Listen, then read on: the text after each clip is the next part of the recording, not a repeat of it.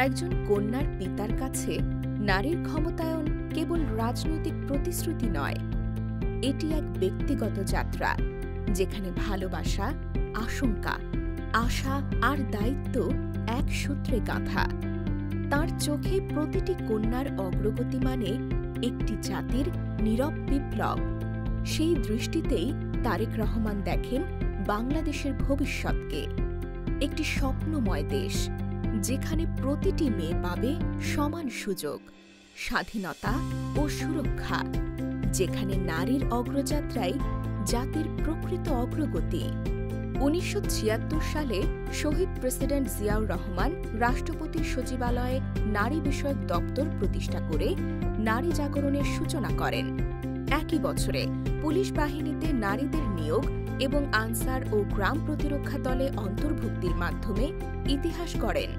১৯৭৮ সালে প্রতিষ্ঠিত হয় মহিলা বিষয়ক মন্ত্রণালয়, নারীর ক্ষমতায়নের নতুন যুগের সূচনা করে। তার নেতৃত্বে গড়ে ওঠে পোশাক শিল্প, যা লক্ষ লক্ষ নারীর অর্থনৈতিক স্বাধীনতা নিশ্চিত করে। তিনি গঠন করেন বাংলাদেশ জাতীয়তাবাদী মহিলা দল, বাড়ান সংসদে সংরক্ষিত নারী আসন ও নির্ধারণ করেন চাকরিতে নারীর কোটা, যেন প্রতিটি নারী পায় রাষ্ট্র গঠনে অংশ নেওয়ার সুযোগ। তার উদ্যোগে ১৯৮০ সালে যৌতুক নিরোধ আইন পাস ও মাধ্যমিক শিক্ষায় মেয়েদের জন্য ৫০% আসন সংরক্ষণ করা হয়, যা শিক্ষাক্ষেত্রে আনে যুগান্তকারী পরিবর্তন। এছাড়াও নারী পুলিশ বাহিনী গঠন ও শিশুদের মেধা বিকাশে নতুন কুড়ি অনুষ্ঠান চালুর মাধ্যমে তিনি প্রজন্মের জন্য স্থাপন করেন অনন্ত প্রেরণার দৃষ্টান্ত। বাংলাদেশের প্রথম নারী প্রধানমন্ত্রী বেগম খালেদা জিয়া রাজনীতিতে শুধু নেতৃত্ব দেননি, তিনি নারীদের উন্নয়ন ও তাদের ক্ষমতায়নের পথও তৈরি করেছেন। ১৯৯০-এর দশকে তিনি প্রণয়ন করেন বিনামূল্যে বাধ্যতামূলক প্রাথমিক শিক্ষা আইন, চালু করেন শিক্ষা উপবৃত্তি ও শিক্ষার জন্য খাদ্য কর্মসূচি। তার সময়ে মেয়ে শিশুদের স্কুলে অংশগ্রহণ বেড়ে যায় লক্ষাধিক।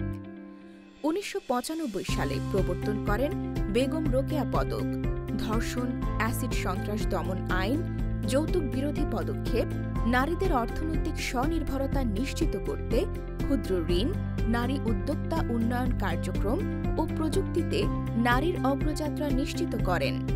তিনি উইস্টারের মতো নারী বিজ্ঞানী সংগঠনকে পৃষ্ঠপোষকতা সহ ২০০১ সালে প্রতিষ্ঠা করেন এশিয়ান ইউনিভার্সিটি ফর উইমেন, যা নারীর শিক্ষা, কর্মসংস্থান ও নেতৃত্বে বাংলাদেশ এগিয়ে যায় নতুন উচ্চতায়।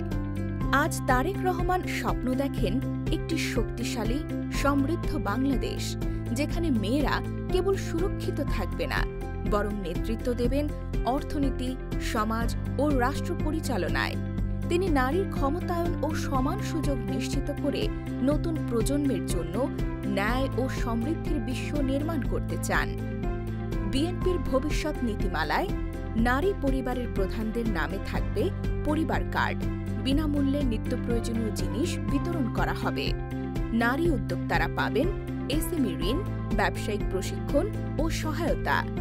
মেয়েরা পাবে আধুনিক শিক্ষা ও বৃত্তিমূলক দক্ষতা, গ্রাম থেকে শহর পর্যন্ত।